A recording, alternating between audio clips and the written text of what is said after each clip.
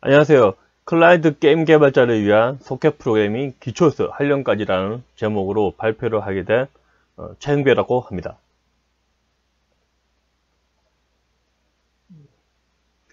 네, 게임업계, 한국 게임업계에서 잠시 좀 간단하게 설명을 드린다면, 현재 한국 게임업계의 주류 게임 플랫폼은 모바일입니다. 이전에는 PC였고요. 그래서 예전에 뭐 한 2012년 이전에서는 아마 PC 온라인 게임 같은 걸 좀 많이 하셨을 거고요. 요즘은 뭐 모바일 게임이 주로 많이 나오고 광고 같은 것도 많이 보셨을 것 같습니다. 이렇게 예전에 한때 PC 게임에서 모바일 게임으로 바뀌었지만 한국 게임의 주류에서는 여전히 메인스트림 게임은 온라인 게임이다. 즉 플랫폼은 바뀌었지만 여전히 저희는 온라인 게임을 만들고 있습니다. 보면. 예.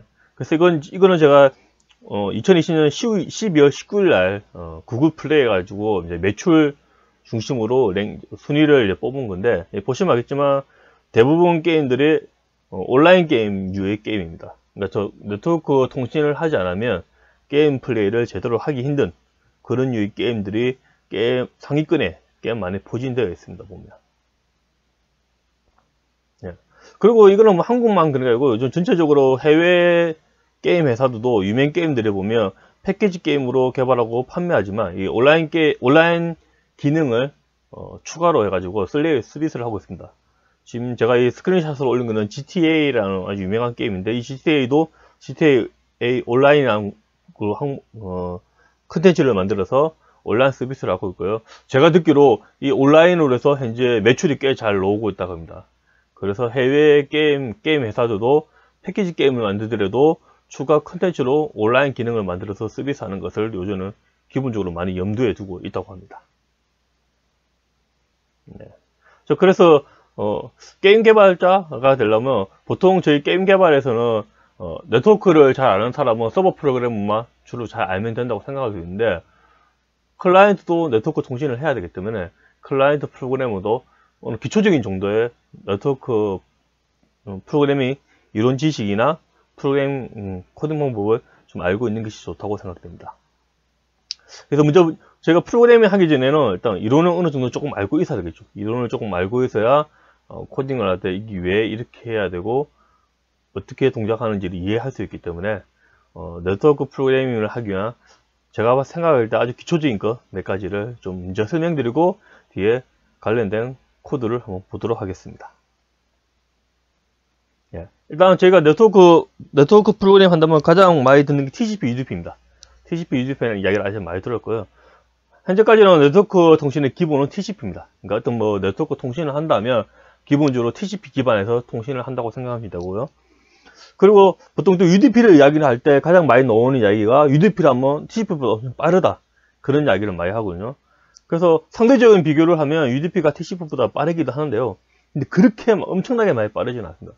그러니까 드라마틱하게 빠르지 않기 때문에 TCP 통신을 했는데 좀 느리다고 생각해서 UDP로 바꾸면 그게 완전히 다 그 문제를 해결할 수 있다고 생각하시면 뒤에 좀 낭패에 빠질 수도 있고요. 그럼 기본적으로는 TCP로 하시는 게 좋습니다. UDP는 그 UDP 특성상 우리가 해야 될 게 좀 많기 때문에 꽤 까다로울 수가 있습니다. 보면. 그래서 기본적으로 네트워크 통신을 하실 때는 TCP로 하시면 되고요. 다만 TCP로도 하수 없을 때가 분명히 있습니다. 보면. 이럴 때만 UDP를 선택하는 것을 추천드리고 싶습니다. 예. 그래서 TCP, UDP 비교하면 이런 건 아마 뭐 구글링이나 이런 데서 검색해 보시면 아주 많은 자료를 볼 수 있습니다. 보면. 그래서 뭐 대부분 큰 차이가 TCP는 연결하고 UDP는 연결하지 않고, 그리고 TCP는 전송 순서 보장이나 수신 여부를 확인하고 그러니까 신뢰성이 있다는 거죠. UDP는 서로 연결을 하지 않고 전송 순서도 없고 그리고 수신 여부도 확인 안 한다. 즉 신뢰성이 없다고 하시도 되겠죠. 그리고 또 이제 프로그래밍 할 때 프로그램 입장에서는 특히 TCP, UDP의 큰 차이 중 하나 이 부분을 또 잘 보셔야 됩니다. 데이터 경계를 구분 안 함, 데이터 경계를 구분함. 이 부분이 또 TCP와 UDP의 큰 차이 중 하나인데요. 뒤에 아마 조금 설명하겠지만 TCP 같은 경우는 만약에 클라이언트 쪽에서 서버 쪽으로 어떤 함수 하나에서 네트워크 샌드를 두 분 호출했을 때 그럼 두 분 패킷을 보내는 거죠. 서버 쪽으로. 그러면 서버에서는 두 번에 걸쳐서 그걸 받는 게 아니고 한 번에 다 받을 수 있습니다. 즉, 이 데이터 경계가 구분되지 않기 때문에 데이터가 두 개가 뭉쳐올 수 있고요.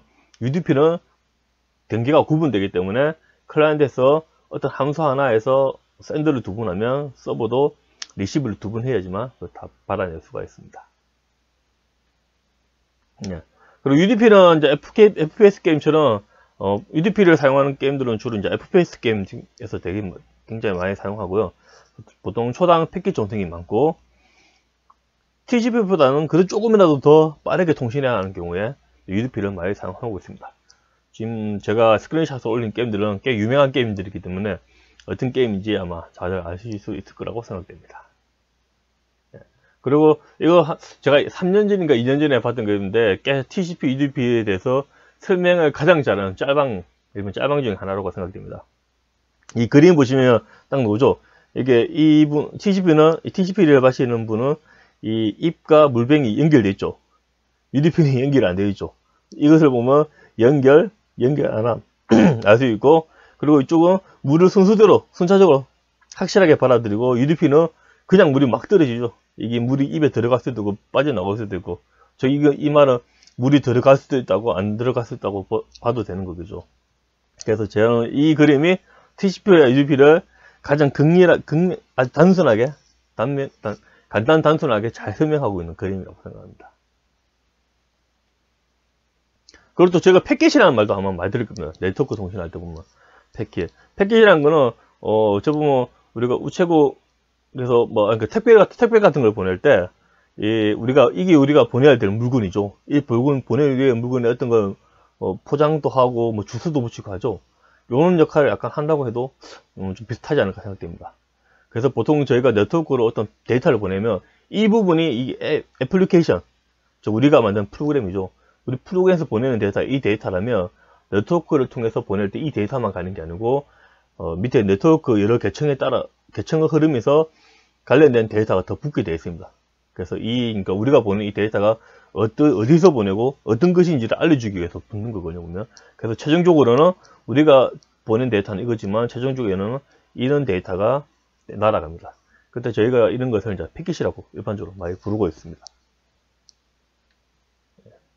그리고 네트워크 게임 같은 거 만들 때 또 중요하게 게 지연 시간입니다. 일단은 아마 네트워크는 현재 기술적으로는 지연이라는 게 저로는 절대 있을 수가 없습니다.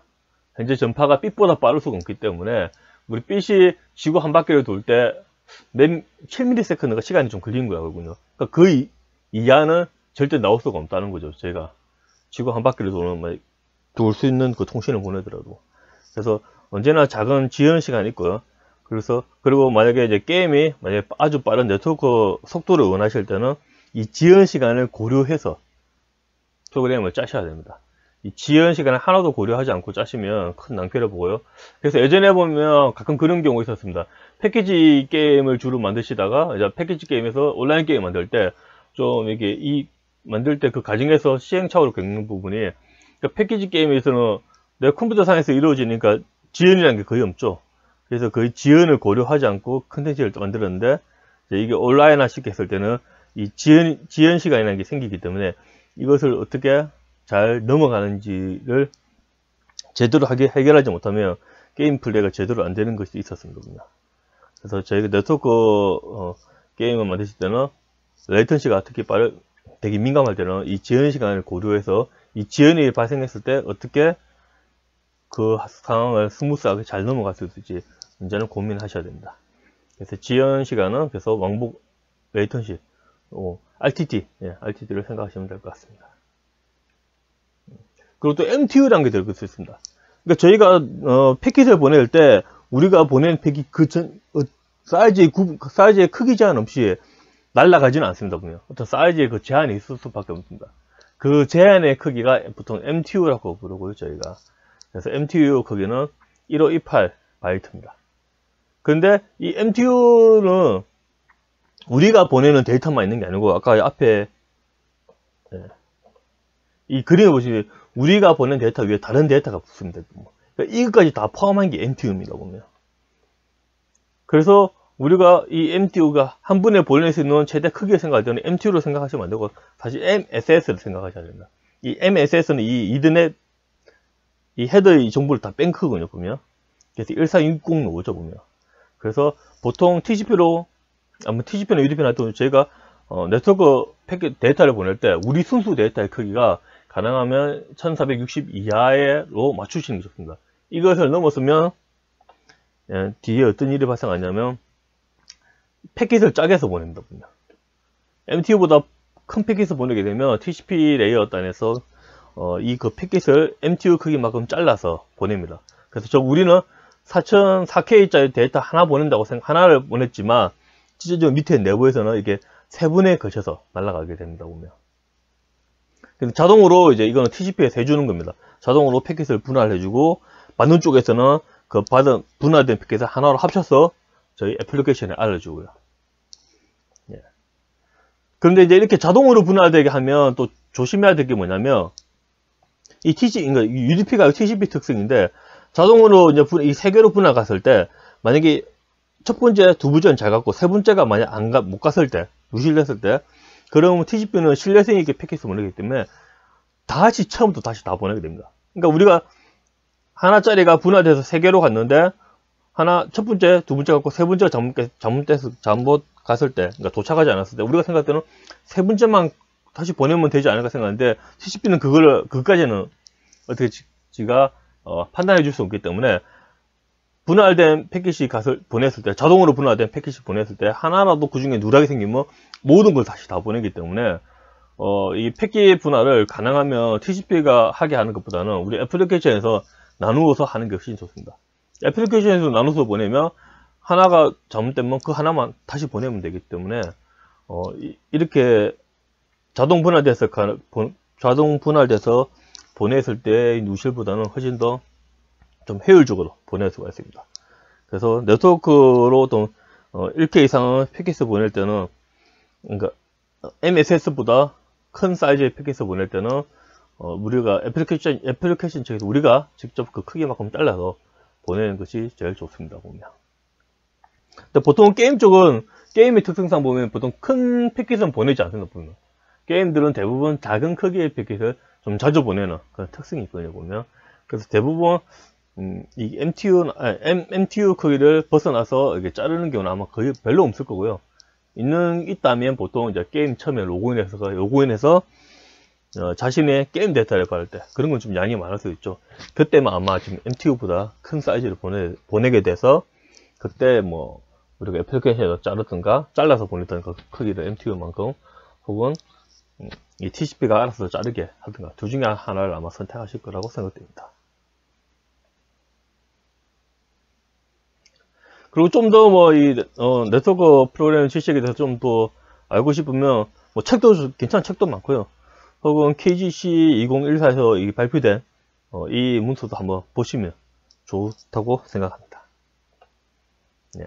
그럼 지금까지 유런에 대해서 조금 설명했고 이제는 이제 본격적으로 C샵의 소켓 프로그램에 대해서 그 프로그래밍 하는 방법에 대해서 좀 설명하고요. 그래서 여기에서는 TCP와 클라이언트 중심으로 설명하겠습니다. 보통 저는 이제 저는 이제 게임 개발, 서버 개발하고 있는데, 보통 저희가 네트워크 프로그램 이야기하면 서버 쪽 중심으로 많이 이야기하는데, 이번에는 주제가 클라이언트 쪽 게임 개발자를 위한 것이기 때문에, 일단 클라이언트 관련돼서 설명해 드리고요. 그리고 클라이언트이기 때문에, 네트워크 프로그램에 대한 난이도가 좀 쉽다고 생각하셔도 될 것 같습니다. 예. 기본적으로 저희가 TCP 서버 클라이언트 통신을 한다면, 이런 흐름으로 가고요. 이 흐름은 기본적으로 한번 외워놓으시면 좋을 것 같습니다. 외울 것도 복잡하지 않고 아주 간결하기 때문에 이 흐름을 외우시면 네트워크 통신할 때 서버와 클라이언트가 어떤 흐름으로 어떤 준비를 해서 어떻게 연결되고 어떻게 통신하는지 좀 쉽게 이해할 수 있을 것 같고요. 그래서 보통 서버는 준비를 좀 많이 해야 되죠. 이런 준비하고 여기까지 하면 서버는 이제 연결을 바로 준비는 다 끝난 상태고요. 여기서 클라이언트가 커넥트해서 연결되면 클라이언트가 샌드하면 서버는 리시브 해야 되겠죠. 그리고 또 서버가 샌드하면 클라이언트는 리시브하고. 그래서 서버 쪽은 좀 단계가 좀 많아지지만 클라이언트는 소켓 생성하고 그 커넥트 한번 하고 그 위에는 샌드 리시브가 주로 하죠. 소켓 생성 한번 하면 되고, 커넥터도 한번 하면 되고, 그 이후에는 연결이 끊어지기 전까지는 뭐, 데이터를 보낸다든가, 데이터를 받는다든가, 주로 이 두 가지 API를 많이 사용합니다. 네, 그래서 API를 보시면, 접속을, 커넥터를 먼저 해야 되겠죠. 뭐, 소켓 객체, 지금 이렇게 해서 소켓 객체 하나 만드시면 되고요, 보면. 이 부분을 통해서 이 소켓이 TCP를 한다. 만약 UDP 통신을 한다면 여기 UDP를 바꾸시면 되고요. 그래서 소켓하고, 어드레스는 IP 주소고, 포트 번호입니다. IP 어드레스 주소는 우리 내부 통신한다면 192.168.0.1 이렇게 되고, 포트 번호는 이제 우리가 애플리케이션마다 서로 약속을 했죠. 포트 번호를 어느 정도 할지. 보통 제 경험상, 보통, 포트 번호 중복 이런 걸 피하기 위해서 보통 제가 게임을 만들면 포트 번호를 보통 10,000번대 이상, 그러니까 10,000번 이상 번호를 주로 사용했습니다. 그래서 뭐, 포트 중복이나 이런 거 좀 걱정되시면 10,000번대 이상의 포트 번호를 정하시면 괜찮을 것 같습니다. 그냥. 그래서 뭐 이제 C++ 같은 경우는 이게 소켓 통신 하려면 뭔가 준비하기 좀 많은데 C샵이나 이런 거는 그런 부분이 참 잘 정비되어 있기 때문에 훨씬 C++보다 간단하게 할 수 있고요. 그래서 이렇게 소켓 전기를 접속할 주소 객체 하나 만들고 소켓 객체 만들고 그리고 커넥터 딱 이러면 연결이 끝난 겁니다. 여기까지. 이 간단한 요 세 줄로 소켓 생성해서 연결까지 끝난 거고요. 그 다음에 이 상태에 보면 이 연결된지 안 연결되는지 알 수 있겠죠. 만약 연결 안 되면 연결 안 됐다고 에러가 뜰 거예요. 익셉션이 뜨기 때문에 트라이 캐치 잡으셔서 또 보여주시면 되고요. 그리고 이제 송신 서버에 데이터 보낼 때 데이터 보낼 때는 이제 샌드라는 걸 사용하시면 되고요. 보면 그래서 중요한 거는 이 샌드 함수죠. 보면 샌드 해가지고 보낼 데이터 그 보낼 데이터의 크기 이건 옵션인데 옵션 대부분 사용 안 할 거니까 0으로 주시면 되고 대부분 지금 이 코드에서는 이 스트링을 바이트와 언제나 어떤 어느든지 네트워크 통신할 때는 네트워크 데이터를 볼 때는 바이트 데이터를 보내는 거라고 생각하시면 됩니다. 그래서 C샵하고 파이썬으로 만들어진 프로그램 서로 통신을 할 수 있고요. 리눅스와 윈도우에서 돌아가는 프로그램이 통신을 할 수 있는 그 이유도 네트워크 통신할 때 데이터는 서로 바이트 단위로 가기 때문에 어떤 언어로 사용하든지 어떤 OS에 사용하든지 상관없이 서로 통신을 할 수 있습니다. 단 언어가 달라지면 이 타입이랑 다르죠. C++에 있는 스트링과 C샵에 있는 스트링은 서로 다른 타입입니다. 그래서 그 타입이 다르기 때문에 바이트 스트링을 받은 데이터를 만든 프로그램 언어에 따라서 타입으로 잘 변환시키지 않는 것을 주의하시면 될 것 같습니다. 만약 C샵과 C++끼리 주고받는다면 타입이 동일한 타입이기 때문에 타입 변환에 대해서는 아주 쉽게 이루어질 수가 있습니다. 그리고 또 수신, 또 받아야 되겠죠. 상대방이 보낸 걸. 그때는 이 리시브라 함수를 쓰면 되고, 리시브 함수는, 아까 샌드하고 약간 비슷한데, 리시브는 내가 받는 거죠. 받기 위해서 또 버퍼 같은 게 있어야죠. 그래서 상대방이 보낸 데이터를 받을 버퍼를 제공하고, 이 버퍼의 크기가 얼마다. 이것만 알려주시면 됩니다. 마지막도 이게 옵션이기 때문에 0 주시면 되고요. 그래서 여기 이 코드에서는 이 바이트 버퍼, 배열을 만들어서 이 배열에다가 상대방이 보낸 데이터를 받고 있습니다. 그리고 이제 연결을 끊어야 될 때가 있겠죠. 이제 연결 데이터, 게임 같은 경우는 게임 종료할 때는 이제 네트워크도 끊어야 되겠죠. 그래서 그때는 클로저, 셧다운 클로저였고요. 참고로 이제 셧다운은 뭐냐면 내가 방금 어떤 상대방한테 데이터를 보내고 혹은 받고 있는 상태에서 끊었을 때 상대방이 지금 나한테 보내고 있는 데이터가 있거나 혹은 내가 상대방한테 보낼 데이터가 있을 때 이걸 다 처리하고 나서 이제 끊고 싶을 때는 이제 셧다운을 안 하셔도 되고요. 그러니까 이거 처리할 것이 있는데 지금 즉시 바로 끊고 싶을 때는 셧다운으로 하시면 되고요. 근데 아까 앞에 말했던 그런 식으로 현재 지금 끊어야 되지만 그 아직 처리되지 못한 네트워크가 관련된 해야 될 일이 있으면 그 일을 다 끝내고 싶으면 그냥 크루즈 하시면 되고요. 근데 즉시 바로 끊고 싶다면 셧다운해서 끊으셔도 됩니다. 그래서 뭐 두 중에 어떤 걸 사용하셔도 크게 클라이언트 중은 서버가 좀 다르게 굳이 저는 셧다운 안 하셔도 되고요. 아니면 빠르게 좀 끊고 싶다면 셧다운 하셔도 되고. 그래서 대부분 아마 그냥 셧다운 쓰기보다는 그냥 크루즈로 이 함수 하나 호출해서 연결 종료하는 경우가 많이 있을 거라고 생각됩니다. 그래서 소켓 클라이언트 이제 좀 더 예제 코드 보고 싶다면 지금 제가 링크 올렸는데 이쪽에서 한번 또 코드 한번 더 보시기를 추천합니다. 그리고 또 네트워크 통신할 때 또 중요한 게 바이트 오더라는 게 있습니다. 아마 이제 바이트 오더는 바이트 순수고 빅엔디안, 리틀 엔디안 이런 말 아마 들어보셨을 거예요. 보면. 그래서 이 빅엔디안, 리틀 엔디안의 어떤 숫자를 표현할 때 어떻게 표현할 것인가 그거거든요. 보면. 그래서 여기 보시면 알겠지만 1234를 내가 이걸 바이트 단위로 그러니까 1234라는 이 숫자가 있고 이걸 바이트로 내가 바꾸고 싶다 할 때 이걸 바이트로 바뀔 때 이 데이터가 어떻게 들어가냐는데 빅엔디안은 우리가 보는 숫자가 동일하게 들어가고요. 리틀 엔디안은 이게 반대로 들어갑니다. 보면. 그래서 만약에 리틀 엔디안끼리 서로 통신할 때는 상관없겠죠.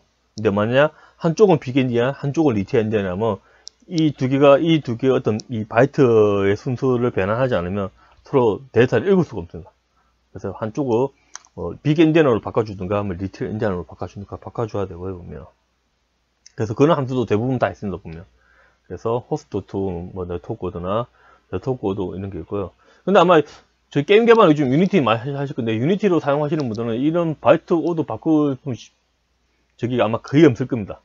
저희 온라인 게임 만들 때도 그렇고요. 그 이유는 뭐냐면 일단 기본적으로 x86 계열, 저희 인텔 CPU나 AMD CPU라고 생각하시면 되는데요. 이쪽은 리틀 엔디안입니다. 모든 게. 그러니까 여기서 돌아가는 프로그램은 대부분 리틀 엔디안 기반으로 돌아가기 때문에 인텔 CPU로 사용해서 만든 프로그램과 통신할 때는 바이트 순서를 바꿀 필요 없습니다. 근데 조심해야 될 게 뭐냐면, 이 단넷이나 자바나 고랭 같은 거 사용할 때 좀 조심해야 되는 겁니다. 그러니까 단넷이나 자바는 일단 기본적으로 가상머신한테서 돌아가고요. 고랭은 가상머신은 안 없지만 그 좀 비슷한 게 있죠, 보면. 그래서 이 가상머신이기 때문에 단넷은 이 단넷 프로그램에 돌아가는 CPU가 x86 계열이든지 ARM이든지 리스크칩인지 상관없이 단넷으로 돌아가는 프로그램은 무조건 리틀 엔디안으로 돌아가게 되었습니다. 즉 단넷 자체가 가상머신이죠. 가상머신이라는 건 지금 약간 CPU 아키텍처 가까운 거죠, 보면.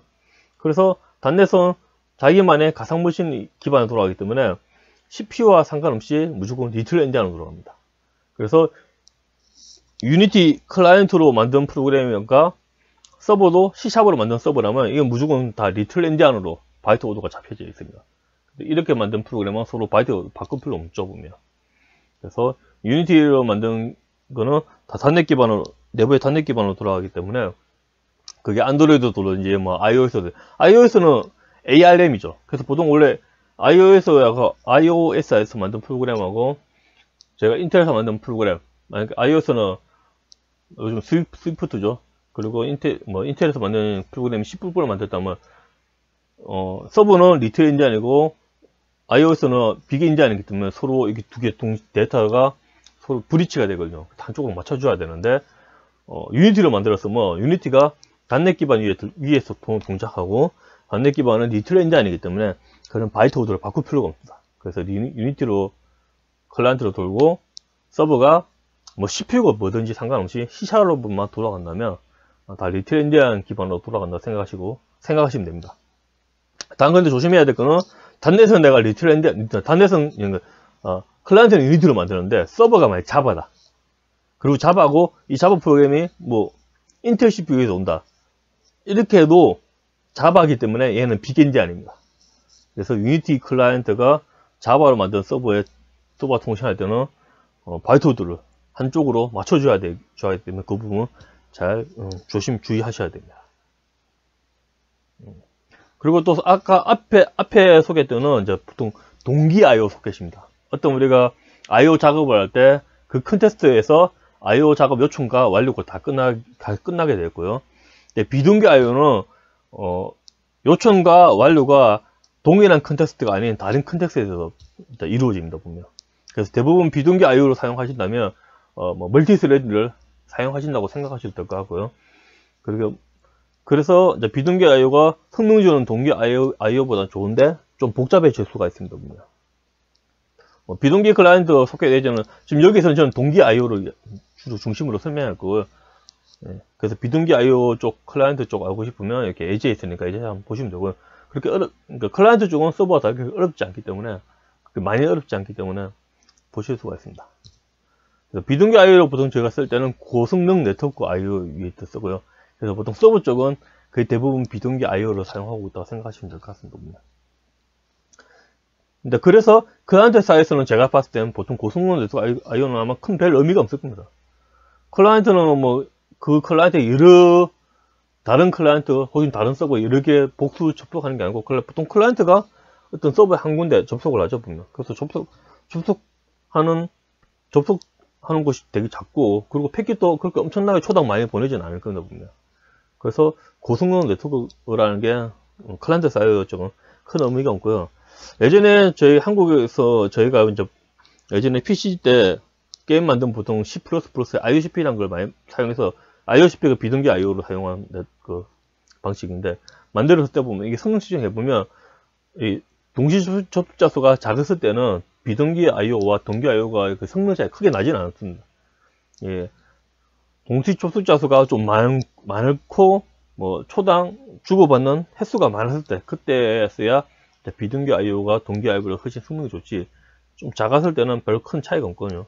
보통 클라이언트 사이드는 뭐 동시 접속 속개수가 많지도 않을 거고 초당 많이 주고받지도 않을 겁니다 아마.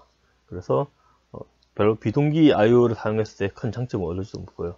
그래서 저는 클라이언트 사이드에서 할 때는 그냥 동기 IO를 사용하는 것도 추천하고 드리고 싶습니다. 이게 더 간결하게 접근할 수 있습니다. 예. 비동기 IO로 이제 사용하면 단점은 이 부분이 있거든요. 멀티스레드에서 동작하기 때문에 코드가 분산되어 있습니다. 그러니까 요청과 완료가 다른 코드로 불러야 분산되기 때문에 좀 관리하기도 힘들고요. 그리고 멀티스레드를 쓰기 싫어도 무조건 강제적으로 쓰게 되기 때문에 좀 복잡해질 수가 있습니다. 그래서 저는 이제 근데 동기 IO로 사용하면 좀 단점은 뭐냐면, 동기 IO라는 게 하나의 컨텍스트에서 모든 게 요청과 완료가 다 끝나기 때문에 그 해당 컨텍스트 스레드에서 약간 멈춤이 좀 발생할 수가 있습니다. 웨이트가 발생할 수가 있습니다. 그래서 때로 게임 같은 경우에는 최대한 게임 외적인 부분에 어떤 영향을 덜 받고 싶은데 같은 그 게임 로직이 돌아가는 스레드에 네트워크 기능 같이 넣어버리면 네트워크에서 게임 로직에 약간 웨이트가 조금 발생할 수 있기 때문에 이런 걸 좀 피하고 싶다면 네트워크와 게임 로직 스레드를 분리하시는 게 좋습니다. 즉 게임 로직이 돌아가는 스레드, 메인 스레드를 쓰고 네트워크와 관련된 코드는 다른 워크 스레드를 만들어서 그쪽에서 처리하시면 좋고요. 뭐 이렇게 사용하시면 좀 얻어갈 수 있는 장점 중에 하나는 게임 로직과 네트워크 코드가 자동으로 분리되고 서로 다른 스레드에 동작하니까, 그리고 자연스럽게 멀티코어를 또 사용하게 또 되기도 합니다. 예. 그래서 다른 이제 스레드가 두 개가 분리됐을 때는 서로 근데 두 개 통신해야 되겠죠 보면. 그래서 그럴 때는 큐를 통해서 서로 통신을 하시면 좀 간결하게 구현할 수 있고요. 그래서 게임 쪽 로직에서 어떤 뭐 네트워크로 데이터를 보내듯이 보면 통신 큐에 그 데이터를 담아 놓으면 네트워크 스레드는 이 큐에서 데이터를 들고 와서 서버로 보내면 되고요. 그리고 네트워크 스레드가 어떤 서버로부터 어떤 데이터를 받으면 그걸 투신 큐에 담아 놓으면 게임 로직 스레드에서 이 큐에 있는 데이터를 가져와서 처리에 사용하면 됩니다. 그래서 여기 이 이제 두 개의 스레드가 서로 다른 스레드이기 때문에 이거는 이 두 스레드에서 공용 객체가 되는 거죠. 큐는. 이 큐는 이제 락을 잘 걸러 주셔야 됩니다. 그리고 뭐 저희가 단넷에 보면 좀 장점 중에 하나가 설명이 잘 되죠. 특히 한글로도. MS 독스가 보면 설명이 되게 잘 되기 때문에 책 같은 거 굳이 안 사셔도 여기 있는 걸 잘 보셔도 도움이 될 거라고 생각됩니다. 그리고 이건 예전에 제가 다니는 회사에서 학습용으로 제가 좀 만든 게 자료를 좀 만들었는데 그 기더뷰에 올라왔기 때문에 그쪽에도 좀 문서 보면 되고요. 이거는 제가 만든 게 아니고 저희 회사에 있는 동료분이 C# 네트워크 프로그램 관련해서 좀 깔끔하게 정리를 잘 하셨거든요 보면. 그래서 여기에 가서 정리된 문서도 한번 보시는 걸 추천드리고 싶습니다. 이제 일부를 제가 들고 왔는데 이렇게 설명이 잘 되기 때문에 한번 쭉 보시면 C#에서 네트워크 통신 프로그램이 어떻게 하는지 좀 빠르게 잘 배울 수 있을 거라고 생각됩니다. 예, 그래서 설명이고, 아까도 앞에 나왔지만 TCP, UDP 서로 설명할 때 뭐 접속하냐, 연결 안 하냐, 뭐 신뢰성 있냐, 신뢰성 없냐 이런 거 대부분 아주 기본적으로 잘 설명하는데, 이런 부분이 좀 많이 또 좀 이런 부분은 설명이 좀 덜 된 것 같더라고요. 스트림 중심, 즉 경계가 있다 없다. 이것도 되게 중요한 거기 때문에 이것도 잘 보시면 좋을 것 같습니다. 네. 그리고 네트워크 프로그래밍 관련 지식 조금만 더 하면, 이 경계와 관련된 게 부분이 바로 이 부분이거든요. 어떤 데이터를 보낼 때, 그러니까 지금 이 그림 제가 출처를 제가 지금 아무것도 출처는 못 올렸는데, 그거 좀 죄송하고요. 이 그림 만드신 분한테. 그다음에 아까 이제 그러니까 TCP 스트리밍 경계가 없다는 게 어떤 문제냐면, 이렇게 클라이언트에서 어떤 두 번에 걸쳐 메시지를 보냈습니다. 그럼 서버에서는 리시브를 여기 해서 이쪽에 리시브를 할게요. 리시브를 하면 리시브 두 번에 두 개가 받아지니까 리시브 한 번에 두 개가 다 받아지는 거거든요. 즉 이런 경우는 이 메시지 1과 메시지 2를 구분해야 되겠죠. 구분해야지 그에 대한 처리를 하지. 구분 못하면 이 두 개가 합치된 걸 하나로 봐서 처리하려면 이상한 데이터가 돼버리겠죠. 뭐 대부분 아마 이 메시지 2가 무시하게 되는 그런 경우가 발생할 수 있겠죠. 그래서 이 메시지 1과 메시지 2를 구분할 수 있어야 되고요.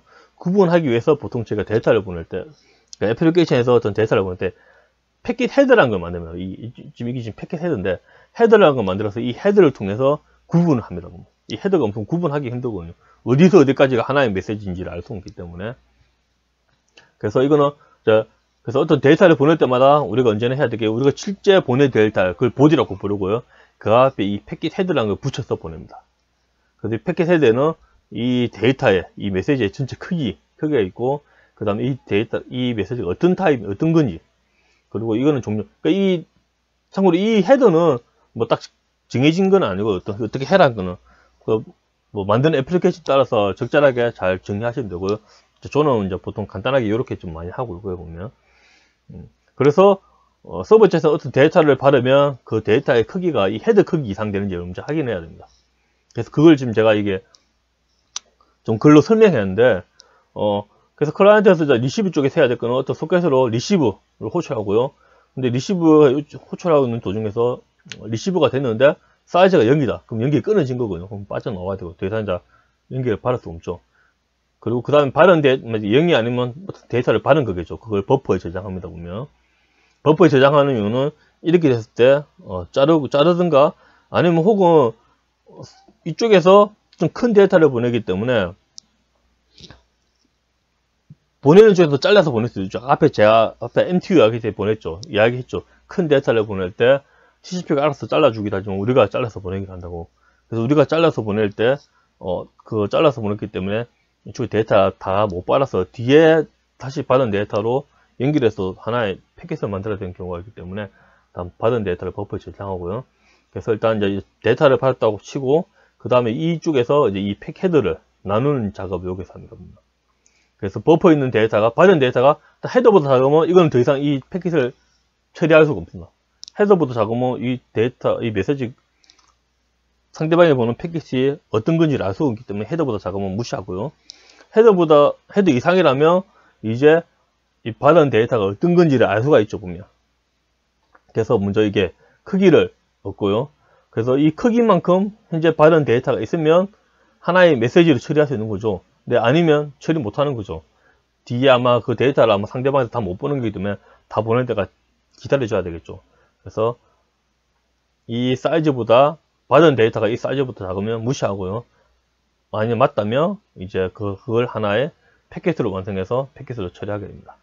그리고 여기는 이걸 처리하는데 하이문 빠져나왔을 때 내가 받은 데이터를 다 처리하지 못했다는 말은 아직 상대방에서 남은 데이터가 더 있는데 그걸 아직 못 보낸 상태거든요. 아마 좀 더 보내겠죠, 바로. 그래서 그런 경우는 남은 데이터를 버퍼에 저장해 놓고 다시 앞으로 가서 데이터 받기를 하도록 합니다. 그래서 이런 식으로 연결된 어떤 데이터를 받았을 때 그 데이터를 하나의 패킷으로 자를 수 있는 그런 기능을 구현해서 잘라내야 됩니다. 혹은 좀 더 간단한 또 방법이 꽤 있습니다. 지금 이거는 이렇게 막 데이터를 받아서 하이문을 통해서 막 자르는데, 좀 더 간단하게 하려면 사실 이런 방법도 괜찮습니다. 이게 뭐냐면, 일단 앞에 이야기, 보통 제가 데이터를 보낼 때 패킷 헤드라는 걸 만들고요. 헤드 크기는 고정이거든요. 그러니까 바디는 보내는 데이터는 실질적으로 보내는 데이터인데, 이거는 어떤 요청에 따라 크기가 달라지겠죠. 그래서 알 수 없는데, 헤드는 고정이기 때문에 헤드 크기는 무조건 알 수 있습니다. 그래서 이 방법은 이제 이 좀 더 뒤에 있는 방법은 어떻게 해봤냐면, 하나의 상대방이 보는 패킷을 한 번에 받는 게 아니고 두 번에 나눠서 받습니다. 처음에는 헤드만큼 리시브하고요. 그러니까 우리가 리시브 할 때 상대방이 보낸 거 모든 걸 다 받아내는 방법도 있고, 우리가 원하는 크기만 딱 받아내는 버퍼에서 가져오는 게 있거든요, 보면. 그래서 두 번째 방법은 리시브 할 때 그 리시브 할 크기를 정해놓고 그 크기만큼 받아내는 방식인 겁니다. 그래서 처음에는 헤더만큼만 받고, 헤더만큼 받으면 헤더보다 작을 때는 리시브에서 깨어나지 않습니다. 그러니까 리시브가 안 된 거죠. 근데 헤더만큼 헤더 이상으로 데이터가 뭔가 왔으면 리시브에서 반응값을 주고 깨어나거든요, 웨이트에서. 그래서 헤더만큼 받은 크기를 보고, 그 헤더에서 이제 데이터 전체 크기를 알 수 있죠, 보면. 이런 토탈 사이즈 같은 게 있어서 알 수 있을 거니까.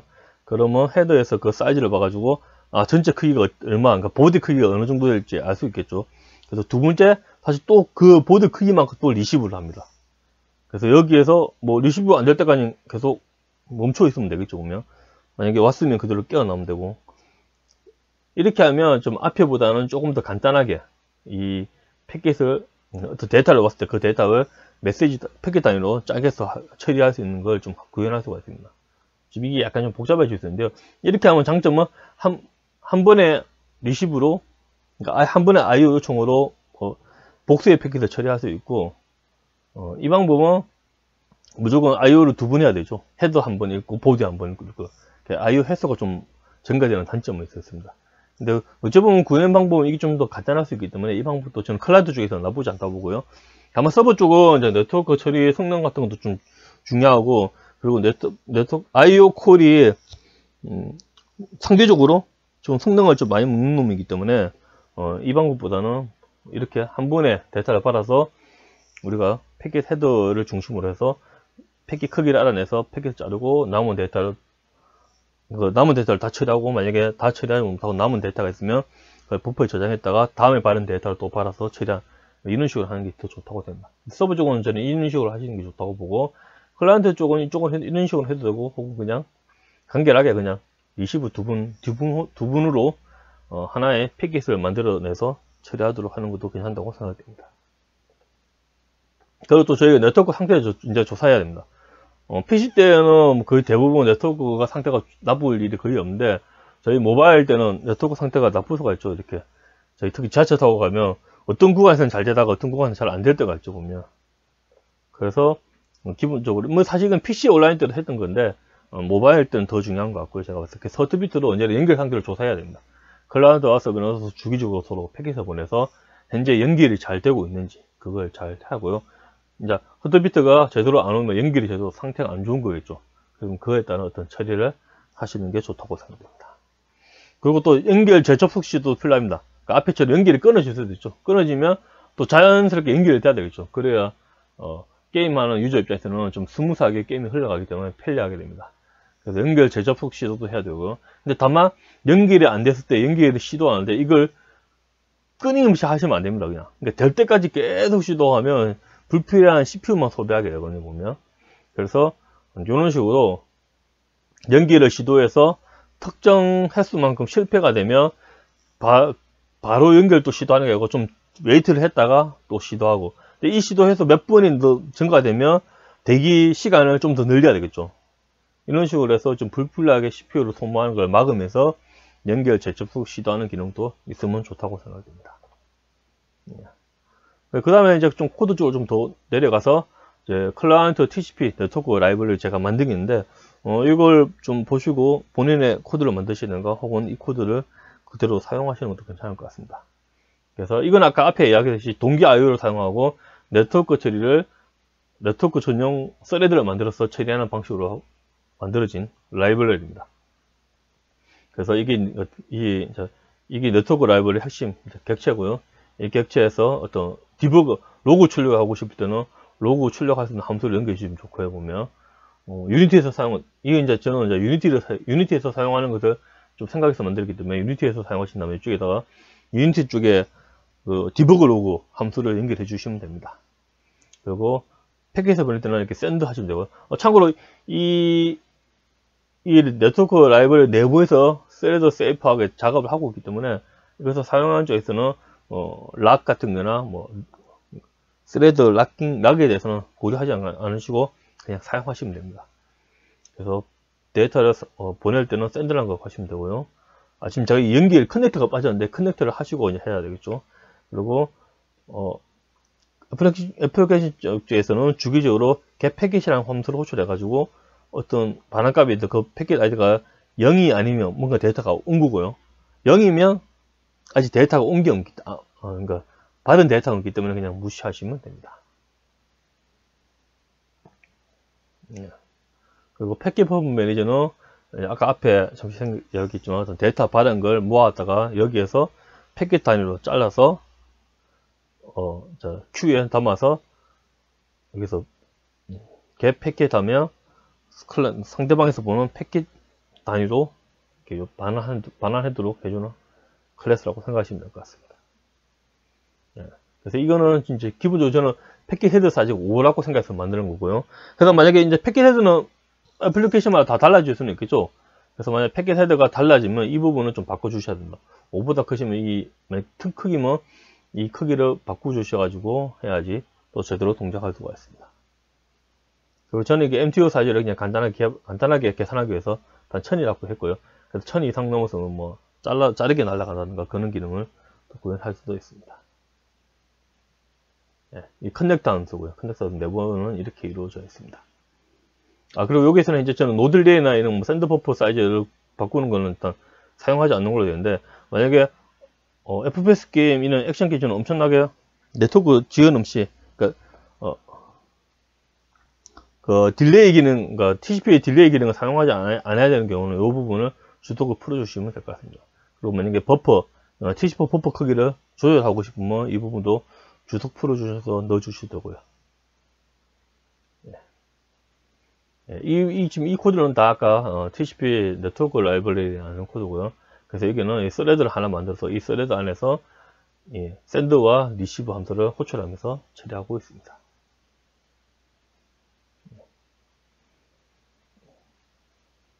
여기서 get 패킷 하면 버퍼에 있는 리시브 하고 있다가 그 데이터에서 하나의 패킷으로 짜게서 넘겨주고 있습니다.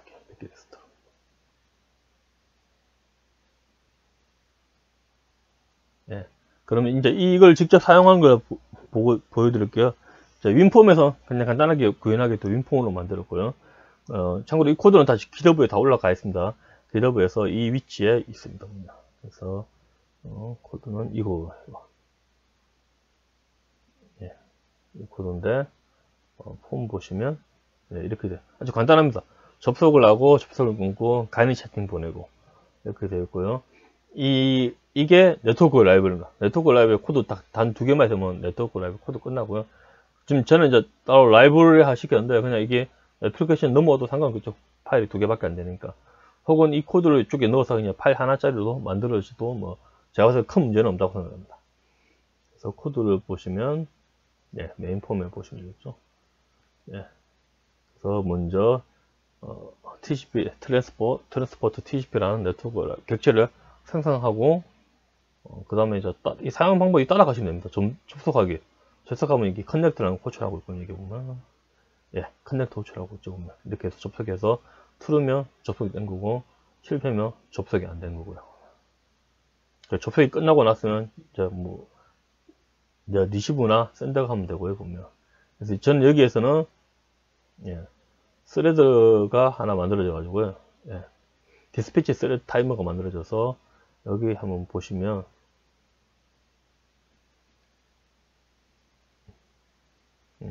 이 업데이트인데 여기에서 get 패킷이라는 함수를 주기적으로 호출해 주고 있습니다. 보면 그러니까 스레드에서 이 업데이트 함수를 호출해 주고 있거든요. 보면 그래서 여기에서 네트워크 라벨 get 패킷 해가지고 만약에 상대방에서 뭔가 데이터가 받는 게 있으면 거기 리스트 잡힐 거고 그게 아이디가 0이 아니면 뭔가 데이터 처리하면 되고요. 0이면 처리 안 하시면 됩니다. 여기서 하시면 패킷 리스트 아무것도 없으면 아무것도 없을 거고요. 뭐 데이터 받은 게 있으면 이게 리스트 컨테이너에 들어가 있거든요. 그래서 그걸 받아서 하나씩 처리해 주시면 됩니다. 그리고 만약에 패킷 아이디가 이거라면 이거는 내부 요금입니다. 이거는 그 상대방이 보는 게 아니고 이 네트워크 라이브러리에서 만들어 쓰는 거군요. 보면 그래서 만약에 이거라면 지금 연결이 끊어진 거고요. 그러니까 상대방이 연결을 끊은 거죠.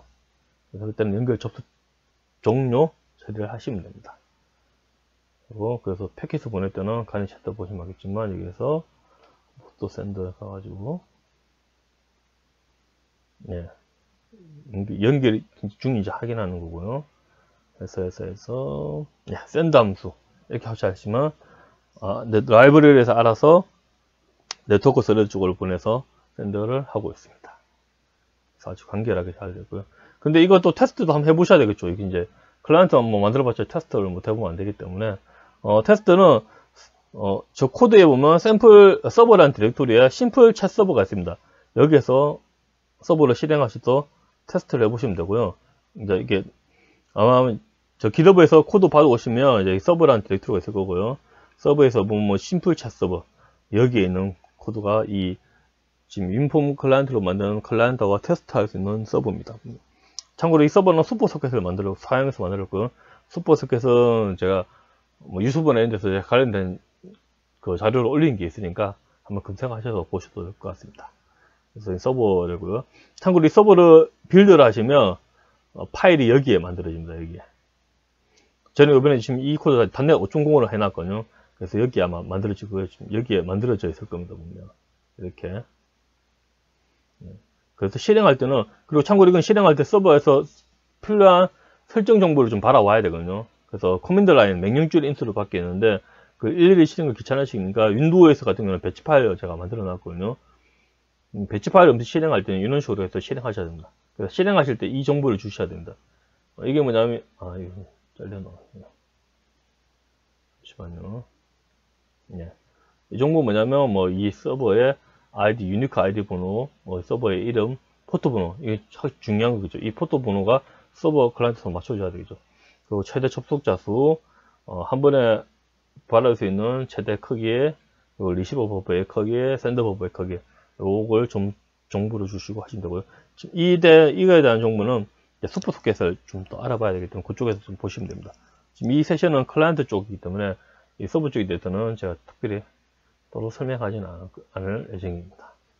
그래서 중요한 거는 이 테스트 레북에서 서버를 실행하고 싶다면 심플 챗 서버에 있는 코드를 빌드 하시면 되고, 빌드하면 여기에 만들어지고 여기에서 만들어지면 윈도우스 같은 경우는 이 배치 파일을 실행해서 하시는 게 편리합니다.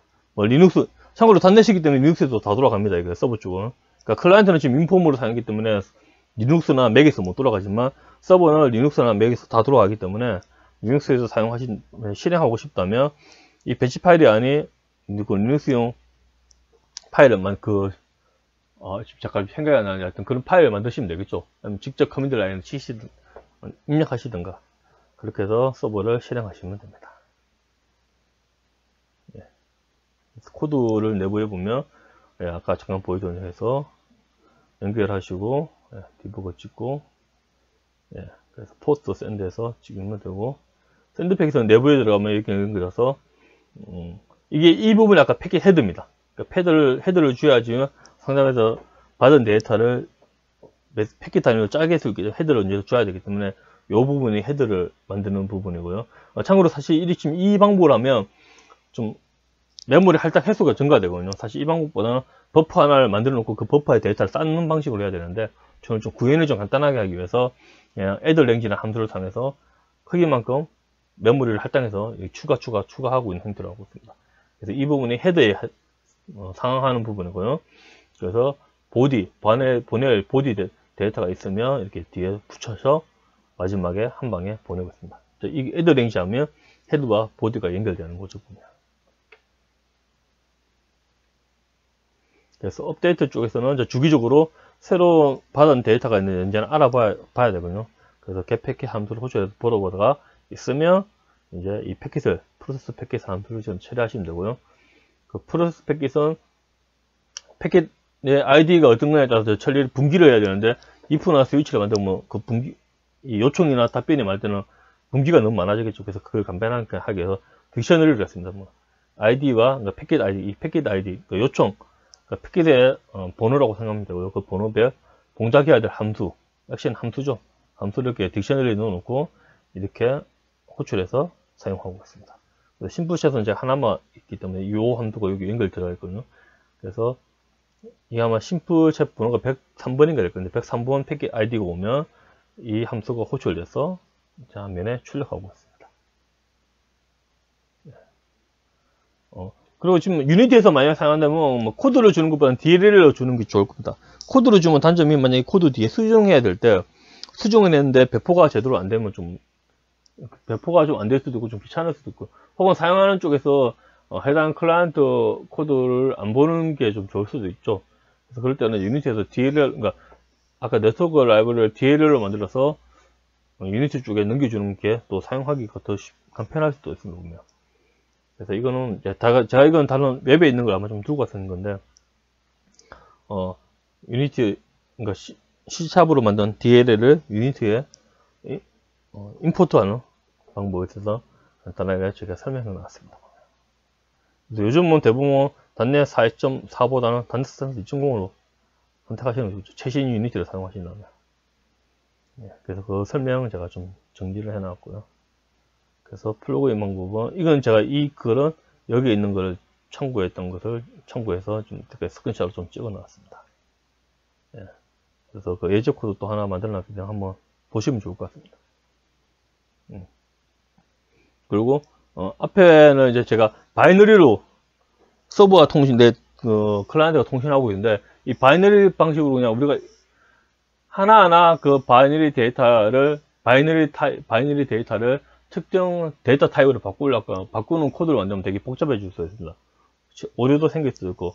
그래서 그런 경우에 메시지페이라는 이렇게 프로토콜 퍼버 비슷한 걸로 생각하시면 될 것 같은데, 이런 라이브러리를 사용하면 좀 패킷을 데이터 찍을 때 좀 더 쉽게 할 수가 있습니다. 그리고 실제적으로 유니티에서는 어떻게, 그럼 이 라이브러리를 어떻게 사용하고 어떻게 서버와 통신하는지를 좀 더 보고 싶다면, 이 예제 코드를 또 보시면 좋을 것 같습니다. 제가 서버에서 보면 PVP 테트리스 게임인데, 이거는 뭐 제가 만든 게 아니고 저희 회사에서 이제 학습용으로 만든 거거든요, 보면. 그러니까 그때 또 이제 원래 테트리스 오픈소스 코드가 있어가지고 클라이언트가 그 코드를 두고 가서 좀 수정해서 만든 학습용 코드라고 생각하시면 되고요. 그래서 이 세 개는 이 테트리스를 동작하기 위한 서버고, 클라이언트는 유니티 클라이언트에 있습니다. 디렉토리가 이게 유니티 PVP 테트리스 되어 있는 거, 이거 쓰지만 대전 테트리스를 볼 수 있습니다. 그래서 기능은 총 API 서버, 로비 서버, 게임 서버이고요. 그래서 로그인하면 API 서버 접속해서 로그인 하고 나서 로그인 되면 로비에 접속해서 로비에서 매칭돼가지고 매칭하면 매칭 결과가 돼서 게임 서버 접속하게 됩니다. 매칭 서버 이런 것도 좀 이렇게 더 있어야 되는데, 이거는 그냥 테스트, 그러니까 학습용으로 만들기 때문에 그런 부분을 아주 심플하게 만들어 있어서 많은 부분은 빠져 있고요. 그래서 이 예제 코드는 뭐 서버 쪽을 보는 게 중요한 게 아니고, 클라이언트에서 어떻게 네트워크 처리를 하고 있는지 그걸 보기 위해서 만들기 때문에 그 부분만 잘 보시면 될 것 같습니다. 그리고 패키지 께서는 이제 이쪽에 문서, 프론트 VML로 제가 만드는 거기 때문에, 프론트 VML 이렇게 그림으로 보는 거는 프론트 VML 웹사이트에 가셔서 이 데이터를 넣어주시면 볼 수도 있고요. 혹은 비주얼 스튜디오 코드나 jetBrains IDE 통해서 이렇게 그림으로 볼 수가 있습니다. 그래서 이 그림 보시면 어떤 요청이 어떤 패킷을 주고받는지를 또 쉽게 알 수가 있습니다. 그래서 로그인 할 때는 API 서버 통신해서 로그인을 하고요. 그 다음에 로그인 하고 나면 로비 서버에 접속을 합니다. 로비 접속은 TCP로 접속하고요. 여기는 HTTP 통신하고 이쪽은 실제로 소켓 통신합니다. 로비 서버에 붙으면 이제 매칭할 수 있고요. 그래서 매칭하기 누르면 또 상대방이 또 들어와서 매칭하기 눌러야 되겠죠. 그래서 2명 이상 매칭하기를 누른 상태 되면 그 두 사람을 연결해서 게임 서버 쪽에 접속할 주소를 알려서 클라이언트는 게임 서버 접속해서 이제 서로 테트리스 게임을 합니다. 거듭 이야기지만 이쪽은 이제 학습 목적으로 만든 거기 때문에 서버 쪽 코드는 아주 간결하게 되어 있고, 서버 쪽에는 그 로직이 별 거의 없습니다. 그래서 테트리스 로직도 클라이언트에 다 있어서 클라이언트끼리 각자 알아서 테트리스 작업을 하다가 한 명이 진다고 게임 서버에 알려주면 그걸로 이제 게임 종료되는 그런 간단한 행태로 구현되어 있습니다. 종료가 되면 게임 서버 접속은 끊고 로비 서버로 로비 서버는 계속 접속되어 있는 상태입니다. 로비 서버는 계속 접속되어 있다가 매칭해서 실제 게임하게 되면 게임 서버 접속했다가 게임이 끝나면 접속을 끊고 다시 로비 서버로 이 클라이언트 씬이 넘어온 형태로 됩니다. 그래서 이거는 이제 유니티 쪽인데요. 게임 서버 쪽 씬을 나눠서 있는데, 게임 서버 쪽에도 소켓 객체를 가지고 있고요. 이 로비는 로비 씬에도 소켓 객체. 그러니까 이제 연결이 두 개 있어야 되거든요. 이 그림 보시면 알겠지만 소켓 연결을 두 개를 해야 동시에 두 개가 될 수 있습니다. 게임하는 도중에는 동시에 두 개고 게임이 끝나면 하나만 계속 하고 있고요. 그래서 소켓 객체를 두 개를 가지고 있기 때문에 각 심별로 하나씩 가지고 있습니다. 네. 그리고 로비 서버에서는 먼저 이런 식으로 해서 사용하고 있고요. 네. 그리고 지금 여기에 있는 코드는 데이터 통신에 바이트 단위로 데이터 통신을 하고 있기 때문에 서버에서 서로 데이터 패킷을 보낼 때는 인트를 다시 바이트 스트림화 시키고 받는 쪽에서는 그럼 바이트 스트림에 인터를 시키는 코드를 직접 짜야 됩니다, 보면. 근데 그렇게 되면 되게 귀찮거든요. 데이터 보내는 데이터가 양이 많아질 때는. 그리고 귀찮기도 괜찮지만 잠깐 실수도 벌어질 수 있죠.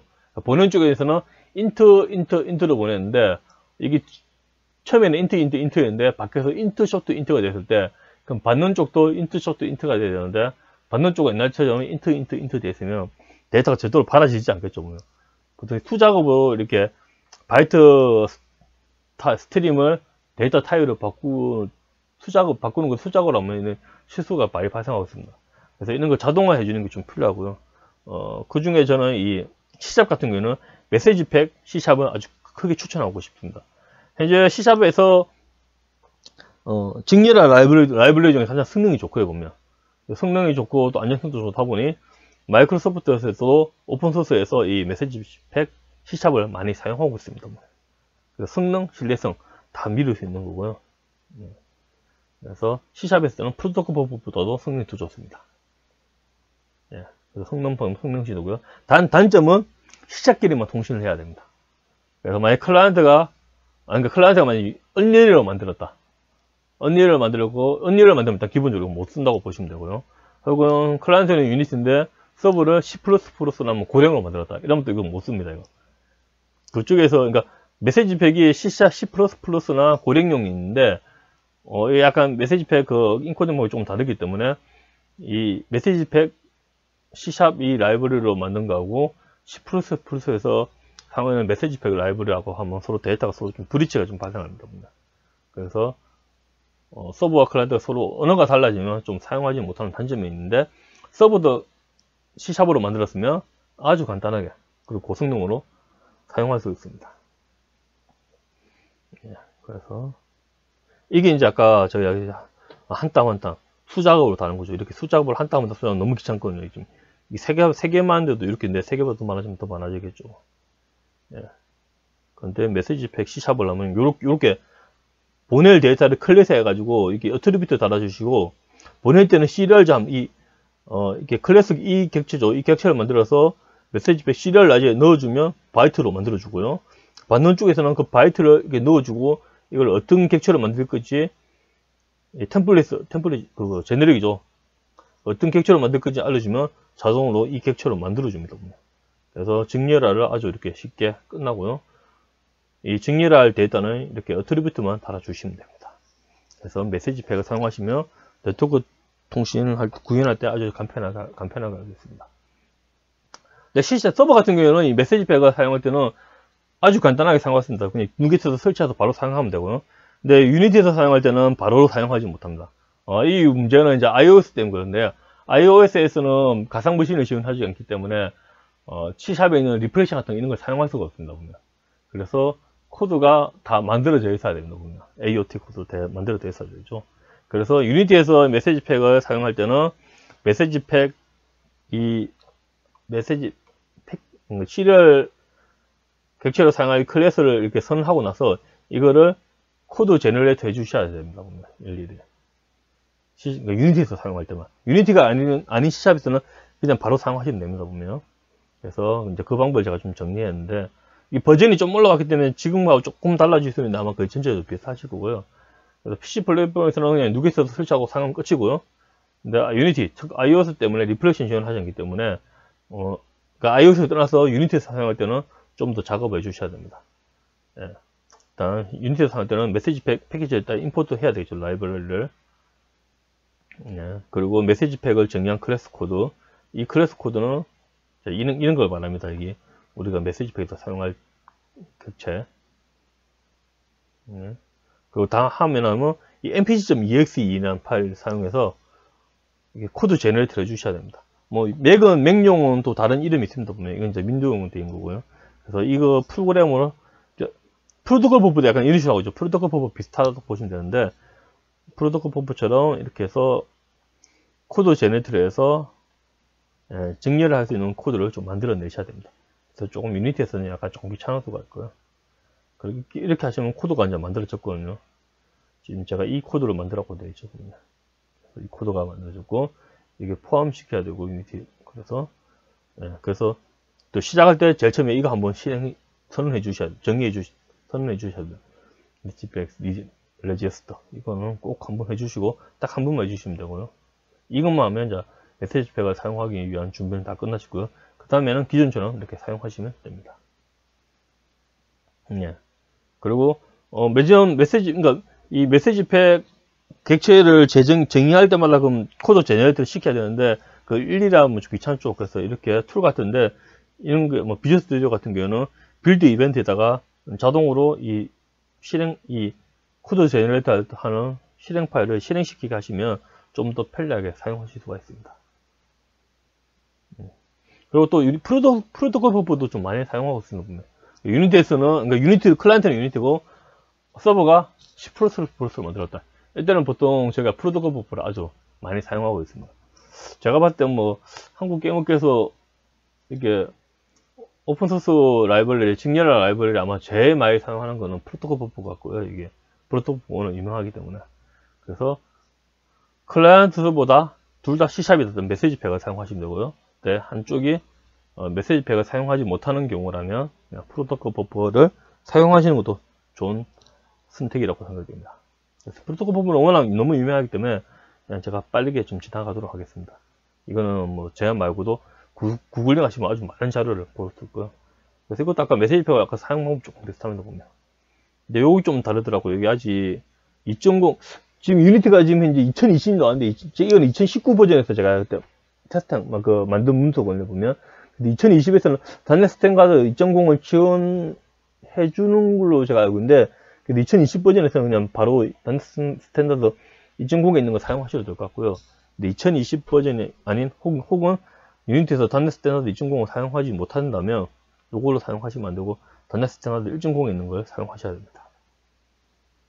그래서 이것도 프로토랑 이 패켓을 정의하고, 이 프로토이라는 실행 파일로 코드 제너레이터를 시켜야 됩니다. 그리고 프로토콜은 아까 메시지 팩과 좀 다르게 언어를 선택할 수 있습니다. 하나의 프로토콜 버프 정의서를 만들고 이걸 C샵이나 C++이나 고랭이나 자바나 다양한 언어로 만들어낼 수 있습니다. 이 부분은 이제 프로토콜 버프가 메시지 버프라 좀 좋은 장점 중에 하나입니다. 다양한 언어를 지원해 준다는. 그래서 이제 그 다음은 이렇게 사용하시면 됩니다. 예. 참고로 지금 제가 여기 만든 샘플은 2019 버전을 만들었거든요, 보면. 그래서 아마 2020 버전을 사용하시는 분은 아마 좀 업데이트를 하셔야 될 것 같고요, 보면. 예.